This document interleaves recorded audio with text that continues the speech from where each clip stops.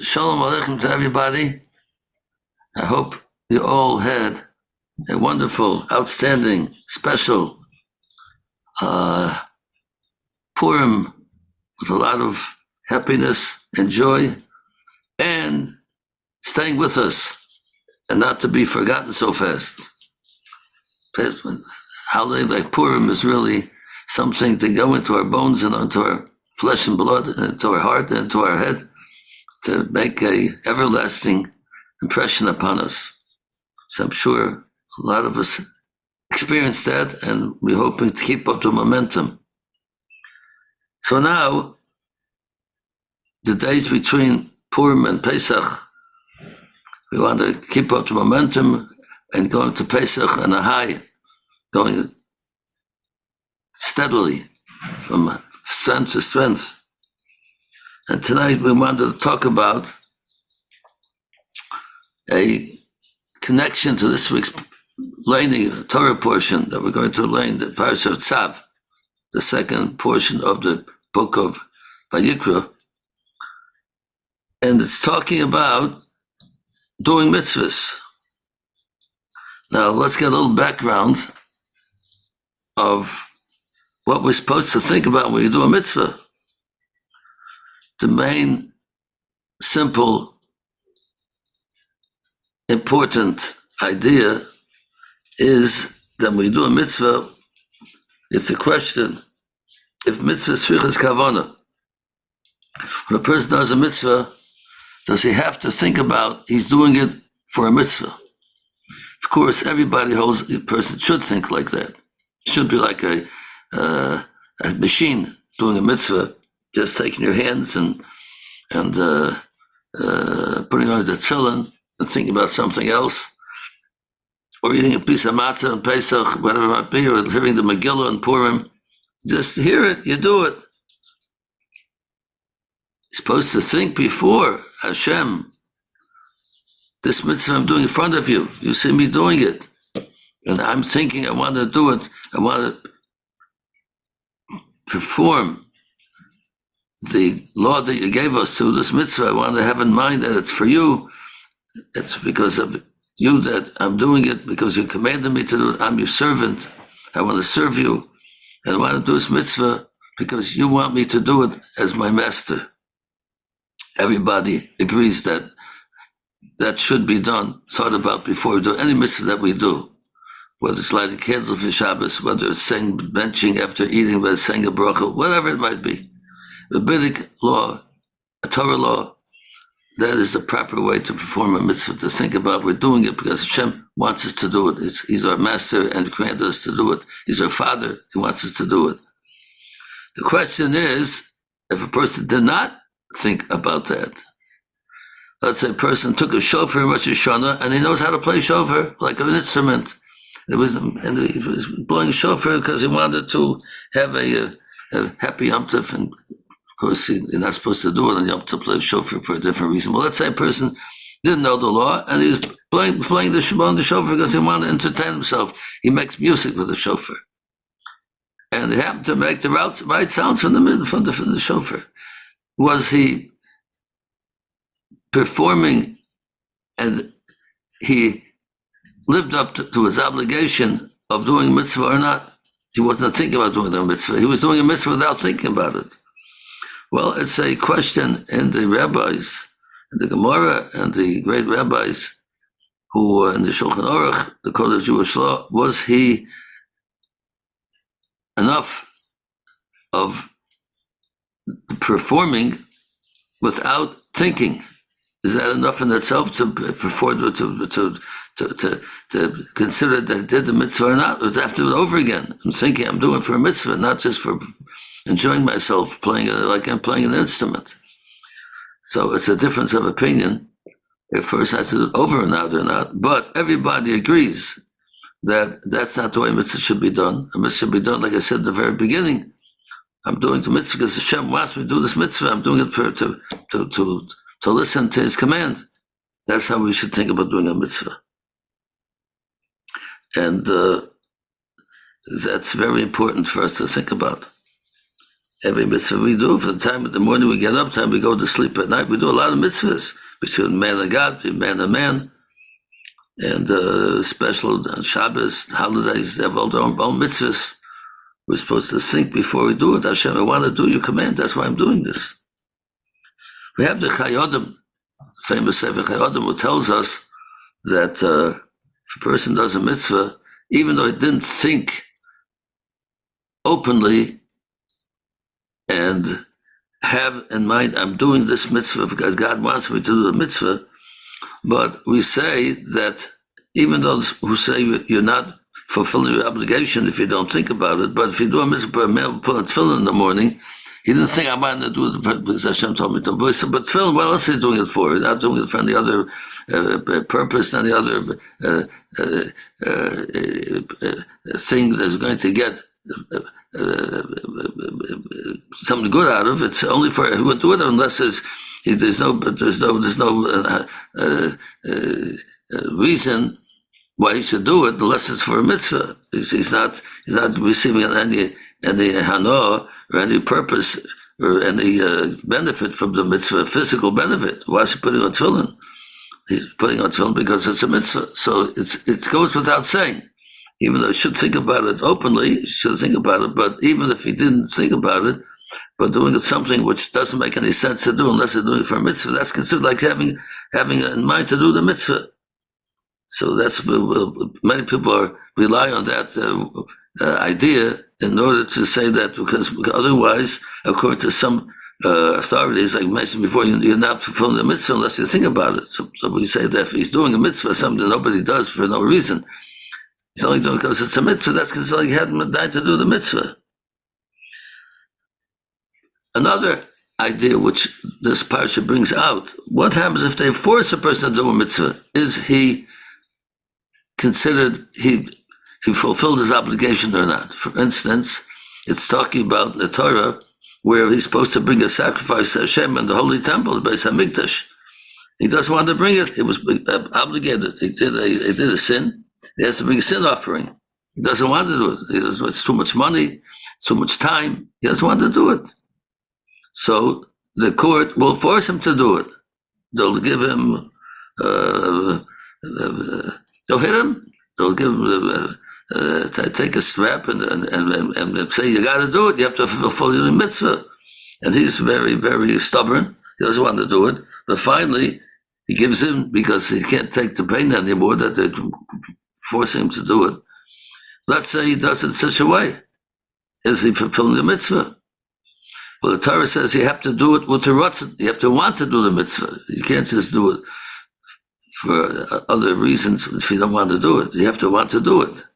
And then the Torah says also you force him to do it. So rabbis ask, it seems to be contradictory. If you say he wants to do it, how can you say you can force him to do it? He's forcing he doesn't want to do it. And we say, yeah, you fulfilled your obligation. They forced you to do it. You finally did it. And you fulfilled it. So the question is why? It seems that it was against his will that he did it. He had to force him to do it. He didn't want to do it. So we have the famous words of the Rambam, which are very, very important. And the Rambam tells us that every Jew wants to do all the mitzvahs that he's supposed to do. And the reason why he might not want to do it is because the Oorah, because the evil from within us, or from without, or from within, holds us back from doing a mitzvah. It costs too much money. I have to go and buy a pair of tefillin.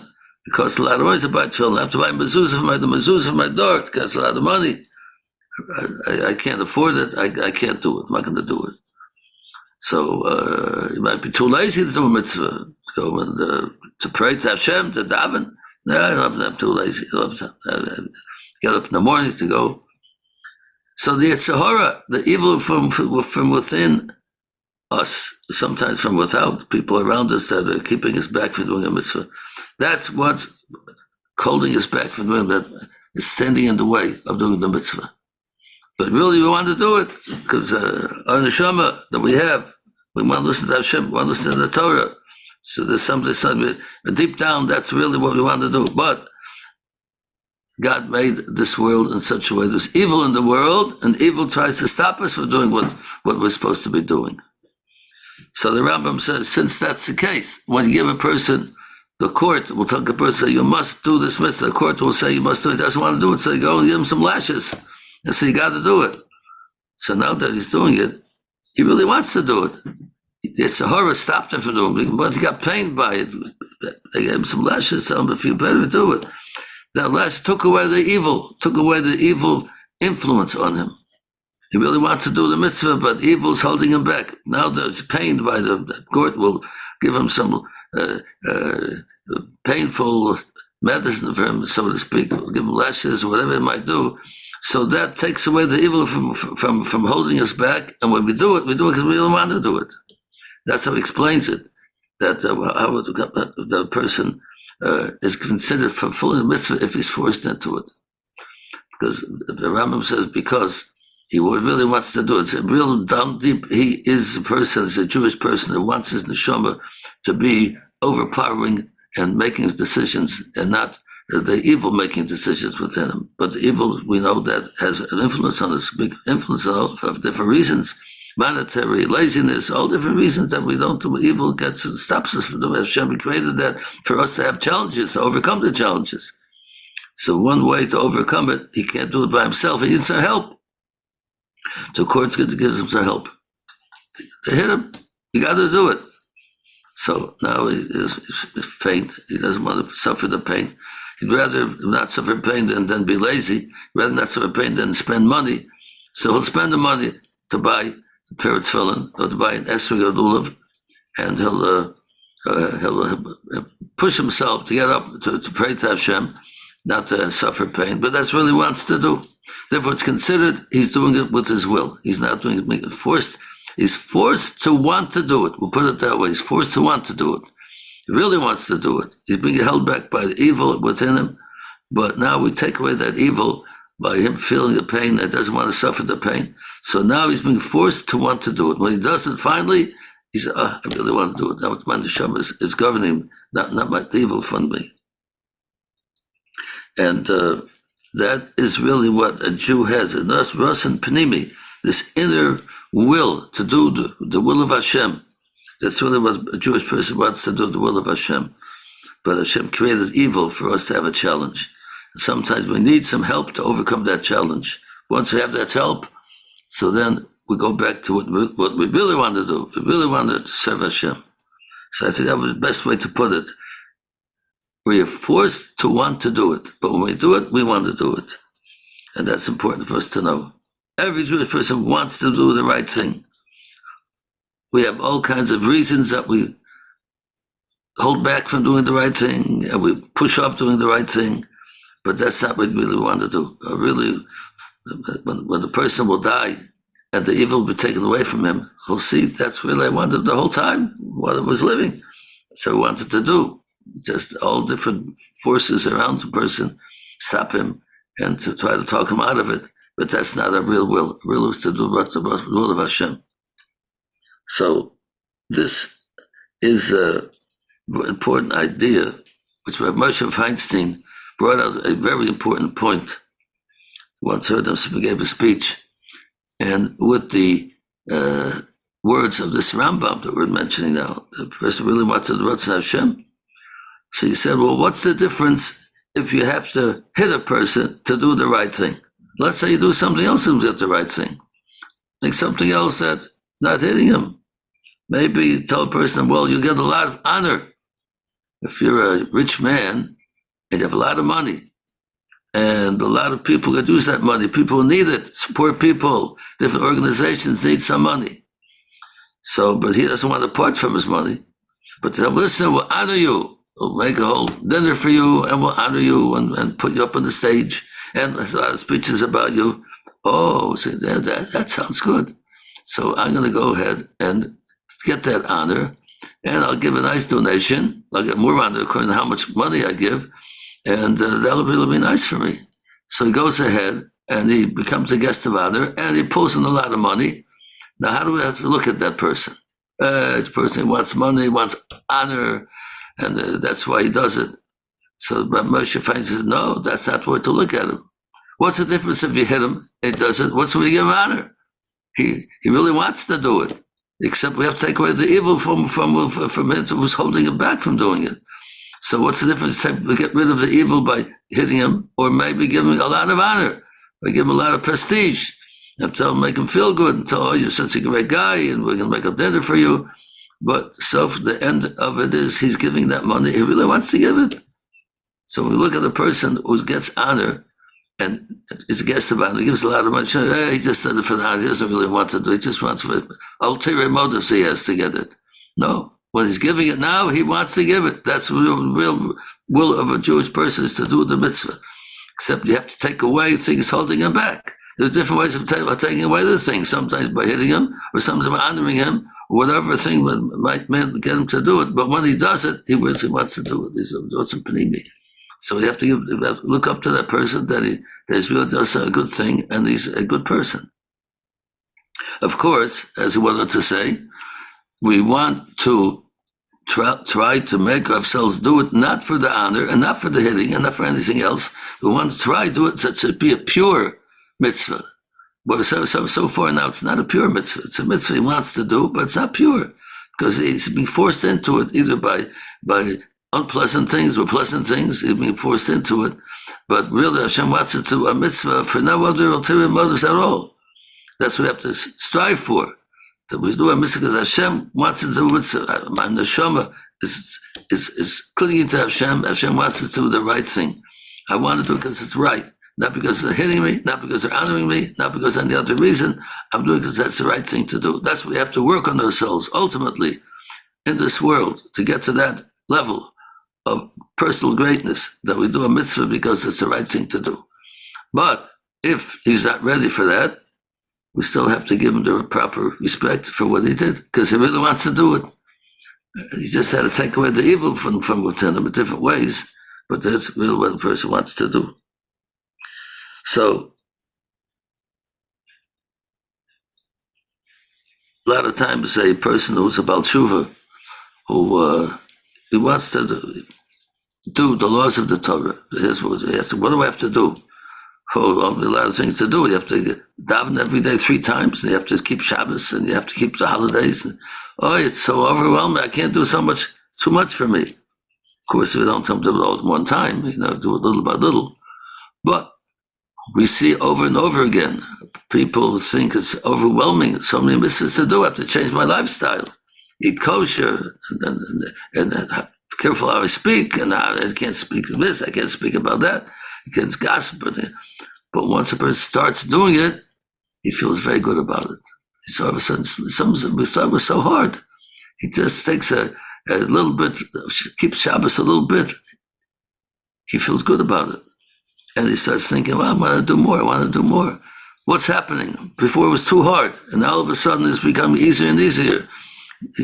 So hard to keep kosher. I like that kind of sandwich, that kind of meat, but he starts keeping it, and all of a sudden he feels good about it. Why? What's happening to him? What's happening to him is that the neshama is connecting to Hashem, because as a person does the right thing, keeps the laws of the Torah, he becomes closer and closer to Hashem. His neshama is connecting. Once your neshama connects, with soul connects to Hashem, you start feeling very good, because close to Hashem is the best feeling possible. This is the source of all goodness, and all warmth, and all truth, and all joy. Hashem is the source of all these great things. Plus, once a person starts doing the laws of the Torah, his neshama is connected to Hashem. That ratzon panimi, the inner will of doing what's right, starts waking up. He starts feeling close to Hashem, and then he starts doing more and more mitzvahs. He thought at the beginning, it's overwhelming. How can I become a religious and have all these difficult things and challenging me? Yes, it's true, to start off like that, it looks like it's overwhelming. But once he starts doing it, it starts getting easier and easier, and more geschmack, better feeling and warmth, and he starts pursuing it more and more. That's all with the same idea that we're talking about, the Shama connecting to Hashem.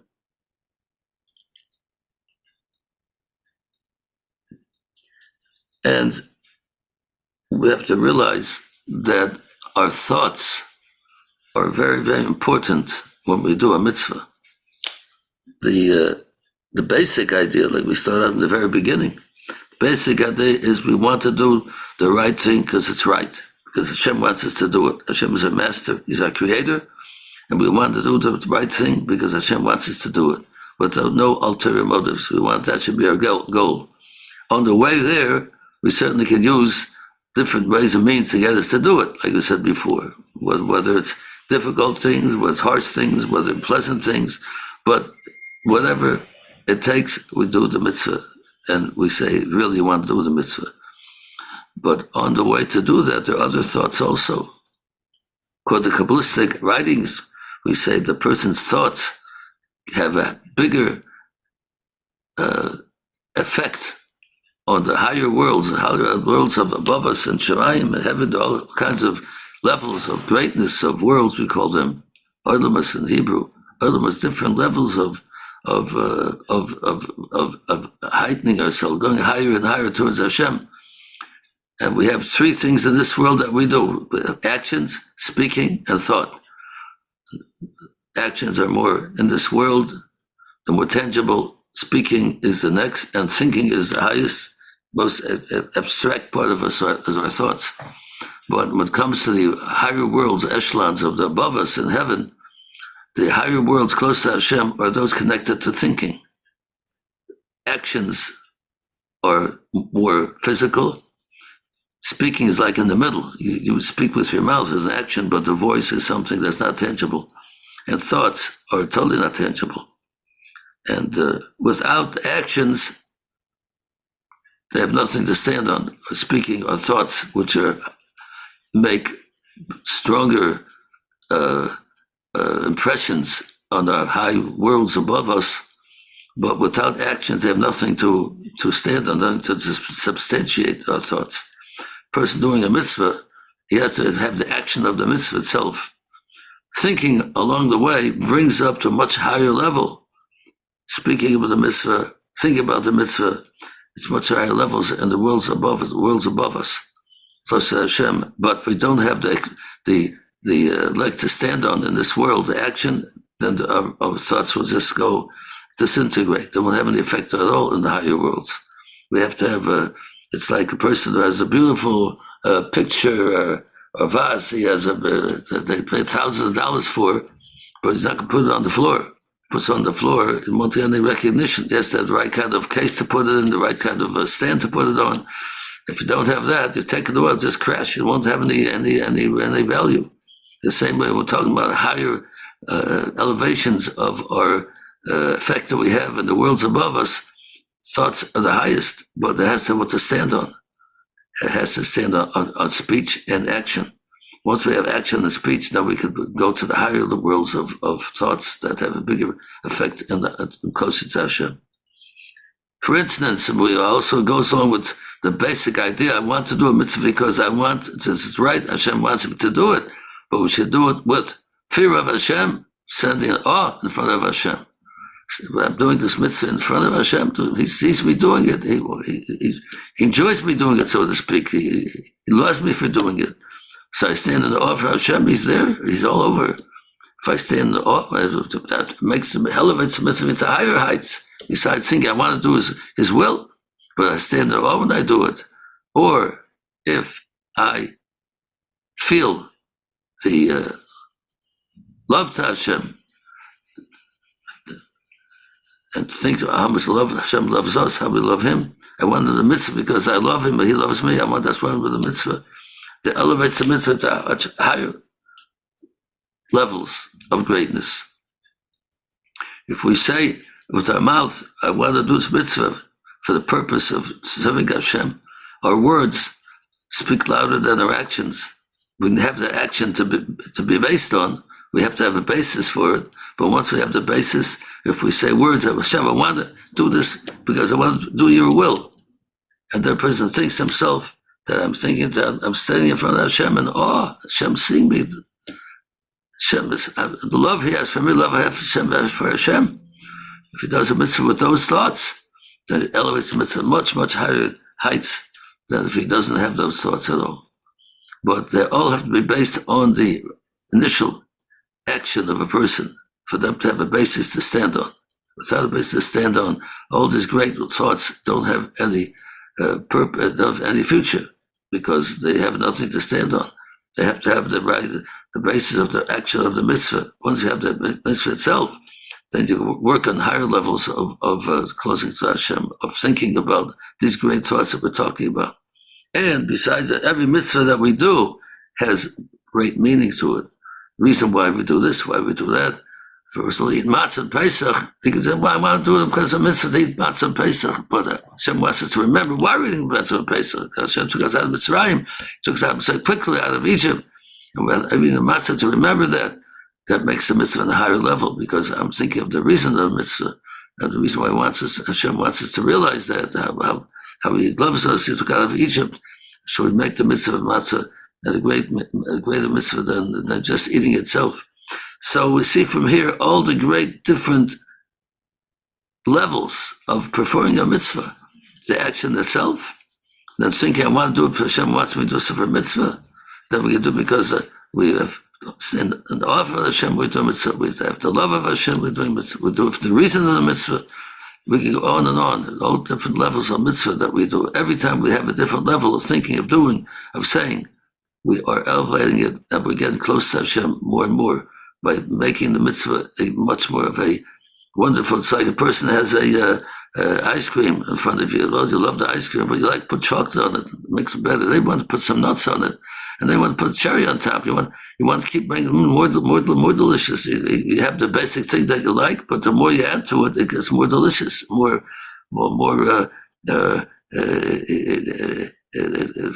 pleasure that we derive from it. The same by a mitzvah, we can say the same comparison. We can do a mitzvah itself, the ice cream, it's a delicious thing to do a mitzvah.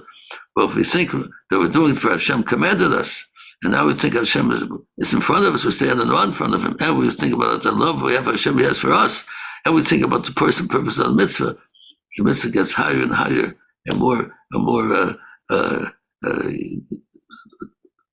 appreciated by Hashem, so to speak. They realize that He sees how we're doing mitzvah in the right way, and the perfecting it all the time. Then Hashem accepts it in a greater feeling of feeling towards us and love for us, because we show that we have such a good feeling for a mitzvah that we're doing His will. So this is something that we talk about. It all comes from this ratzon pnimi that we're talking about, inner will, the inner our neshama, which is our inner will within us, connecting to Hashem. It all comes from that connection we have to Hashem with our neshama. That's what connects. We have our body and we have a neshama. Neshama connects our body to Hashem. The neshama's thing itself is connected to Hashem, and that brings us to higher levels of greatness. And if we perfect that and work on that, it'll be such a good feeling, that warmth and this light, and we feel connected to Hashem. And Torah will become much easier, much more easier to perform, and much more enjoyable to perform. The more we connect to Hashem with the right thoughts, the more we'll be able to enjoy and feel the closest to Hashem, which is the greatest pleasure that we can have.